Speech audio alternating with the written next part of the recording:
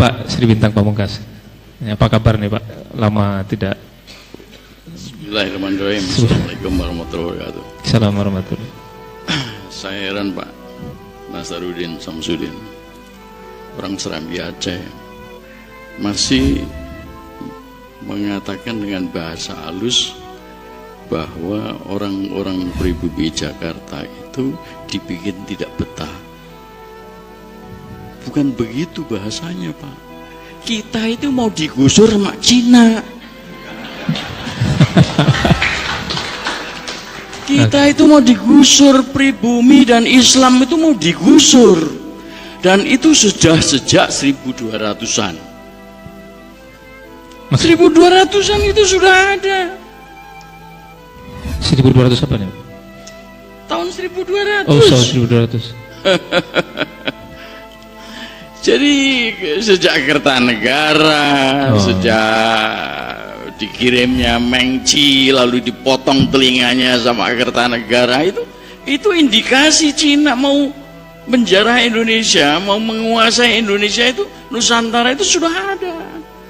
Bagaimana Raden Wijaya menggempur mereka 40.000 pasukan Tartar gabungan Cina sama Mongol ketika mau setelah itu mendirikan Majapahit. Itu sudah ada. Jadi ini semua itu adalah rekayasa. Dan rekayasa itu kembali sebelumnya lah. Jepang itu, atau pertanyaannya, kenapa Indonesia yang mau dicaplok gitu kan? Kenapa tidak Malaysia? Kenapa tidak Thailand? Kenapa tidak yang lain gitu kan? Jadi ini Indonesia itu memang sudah rencana, bukan soal karena masalah global, bukan. Itu hanya aksesoris. Ya salah analisis saya kira. Yang mau dicaplok itu memang Indonesia. Jadi Jepang itu mengatakan negara yang kaya raya begitu kok kemudian didiamkan saja. Kalau gitu kita manfaatkan. Itu kata-kata itu kemudian diambil alih oleh Panglima Angkatan Laut Jepang dengan semboyan apa tuh, mendirikan Asia Timur Raya. Dan Jepang tuh masuk ke Indonesia itu persis seperti yang dibikin oleh Jokowi dengan tol laut serta poros maritimnya. Jadi Jokowi itu membuka diri. Ya Cina sama aja. Betul. Dan ini sudah dimulai sejak sebelum tahun 60. Anda ingat BTI, Barisan Tani Indonesia, yang dipersenjatai sama Cina? Itu orangnya itu sudah masuk ke Indonesia. Hanya kemudian gagal 65 itu beberapa kapal itu sudah bersandar, masih bersandar di Tanjung Priok dan belum dibongkar. Tapi mendadak muncul peristiwa 65 gara-gara Pak Soeharto dendam sama Yani karena ditempeleng akibat korupsi di Ponegoro. Maka muncullah peristiwa 65 dan teraborsi rencana Cina dengan BTI mau menguasai Indonesia.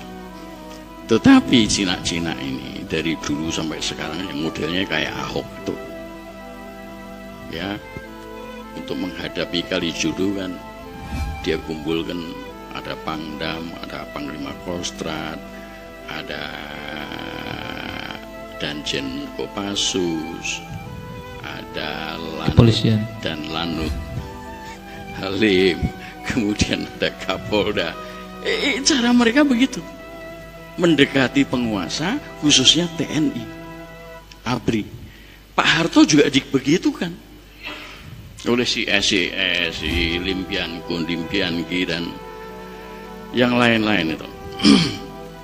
Dan rencana mereka memang jelas, mau menggusur pribumi dan Islam, mau menjadikan Indonesia jadi Singapura. Itu sudah jelas. Apa yang mereka lakukan sekarang ini persis dengan apa yang dilakukan oleh Israel di Palestina. Persis, menguasai industri, menguasai ekonomi. Habis itu menguasai wilayah. Dan Jawa Barat itu, kenapa ada kereta api cepat dan lain sebagainya? Itu karena Jawa Barat itu orang-orang Sunda. Itu suku Sunda itu nomor 2 di Indonesia. Nomor pertama adalah Jawa. Nah, Cina ini pengen menjadi nomor 2-nya. Jadi Jawa Barat harus dihabisi dulu, dikuasai dulu. Dan kereta api cepat itu merupakan tonggak sejarah hegemoni Cina di Indonesia. Dan itu tanahnya sudah disiapkan semua. Cikarang, ya, apa tuh namanya, apa namanya, Sinarland, Sumarekon, ya, itu semua sudah disiapkan. Jadi ini memang begitu. Kenapa tiba-tiba Jokowi memaksakan itu? Ya karena itu. Dan di UI kan tanggal 27 Februari tahun lalu didekatkan sudah disampaikan bahwa ada 10 juta orang Cina untuk masuk ke Indonesia. 10 juta.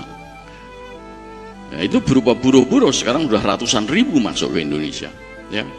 Di Banten, bahkan di Irian Jaya bikin pabrik serta sawah, itu orang-orang Cina. Jati Gede, ya, dan itu Sumedang, Majalengka sampai ke Kuningan tuh sudah disiapkan dengan industrial estate. Si sempat namanya anaknya Mohtar itu Jim Sriadi sudah menggalang dana untuk membuat pangkalan udara di Majalengka serta peti kemas di Cirebon, ya.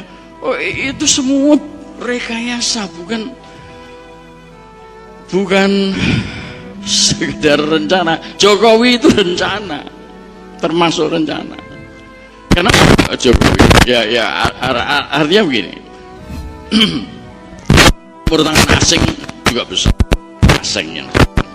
Jadi Pak Harto harus jatuh, itu Amerika. Bill Clinton datang ke Indonesia 94, minta tolong sama Jim Sriadi supaya Pak Harto digulingkan. Akhirnya terguling juga, ya. Dan kalau Anda lihat konstitusi kita, kenapa Habibie tidak bisa sampai 2003? Karena dia menggantikan Pak Harto kan sesuai dengan konstitusi kita sampai 2003. Tapi kenapa ada pemilu 99? Itu bagian daripada rekayasa. Kenapa Undang-Undang Dasar 45 harus diubah? Itu rekayasa mereka, bagian daripada rekayasa mereka. Karena pasal 6 antara lain menyebutkan calon presiden harus pribumi asli dihapus, MPR dimandulkan sehingga tidak ada lembaga tertinggi negara, ya. Pasal 33 diubah sehingga menjadi kapitalis neoliberalis. Itu semua adalah bagian daripada rekayasa asing dan asing. Megawati ketika menjual Jokowi, ya, dari Juanda, Surabaya menuju ke Manila, ketemu John Kerry, ya, lalu berangkat ke Beijing ketemu sama Xi Jinping, lalu berangkat ke Washington bersama-sama dengan Yusuf Kala yang sedang umroh dipanggil ke sana. Apa yang dia lakukan? Dia menyerahkan proposal referendum di Papua untuk Amerika.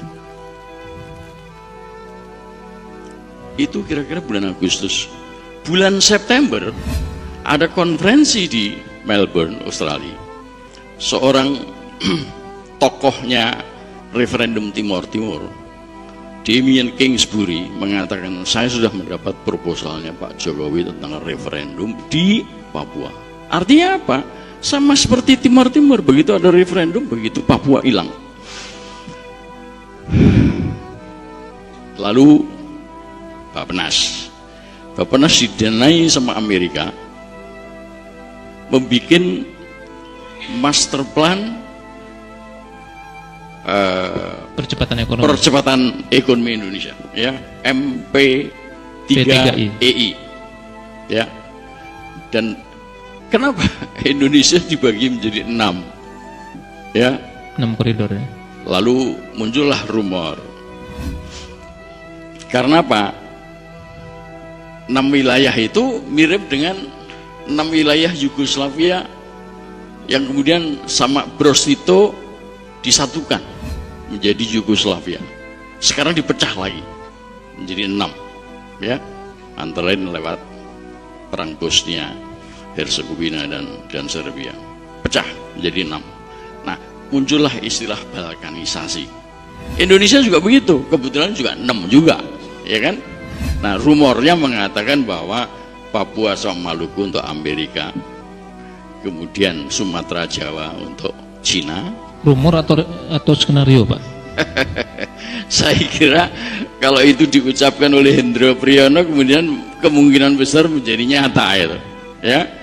Kalimantan sama Inggris, Sulawesi menjadi Perancis dan Kanada. Kanada ini adalah negara pertama yang menjanjikan dana IGGI pada tahun 67 ketika Pak Harto menyusun tim Sultan ke Jenewa dan membentuk IGGI. Lalu Nusa Tenggara Barat, Nusa Tenggara Timur dan Bali itu Australia dan New Zealand. Jadi udah lengkap kira-kira. Tidak berarti mesti harus mereka itu menjadi negara-negara tersendiri yang lalu dikuasai mereka, bukan. Kemungkinan ya seperti Jakarta itu semuanya dikendalikan oleh si Ahok, ya kan? Nanti adalah pengendali protektorat semacam itu, ya. Katanya kan Papua Nugini itu merdeka, ternyata enggak kan, dia di bawah protektorat Australia dan Amerika. Jadi semacam itu. Pak Bintang. Ya. Menurut Bapak, Cina-Cina ini kalau begitu harus diapain, Pak?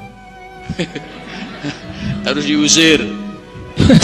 Oh iya harus diusir. Kalau kita tahu sejak zaman Belanda Cina itu gede kepala karena dia menjadi warga negara kelas 2 setelah Belanda, ya kan? Dan Indonesia ini bersama Arab dan lain sebagainya, ya, India. Melayu itu memang kelas kambing. Nah, itu masih mau dibawa sampai sekarang. Jadi mereka itu memang merasa mempunyai kelas yang lebih tinggi dari kita. Itu orang Cina datang mengatakan, Pak, memang Cina itu begitu. Dia itu awalnya nyewa kamar di rumah kita, tapi lama-lama rumah kita menjadi milik mereka. Itu seperti itu. Itu bagian daripada rekayasa, bagian daripada perilaku Cina. Satu lagi, Pak. Kalau Cina itu masuk Islam gimana, Pak? Kenapa? Kalau Cina itu masuk Islam? Pura-pura. Iya kan? Baik. Jokowi kan pura-pura juga tuh. Awalnya kan diketahui sama para wartawan, kok ngambil air wudhunya kok salah gitu kan. Terus kemudian ketemu di Jombang atau siapa dengan Khofifah mengatakan, Mbak Khofifah aja yang menjadi imam. Ini kan pura-pura. Iya. Baik, jadi, Pak Bintang, terima kasih. Terpaksa saya cut dulu. Tambahan. Ini memang bahaya besar, besar. Dan kita harus merdeka, memerdekakan Indonesia dari mereka supaya jangan jadi Palestina kayak di sama Israel. Baik. Takbir.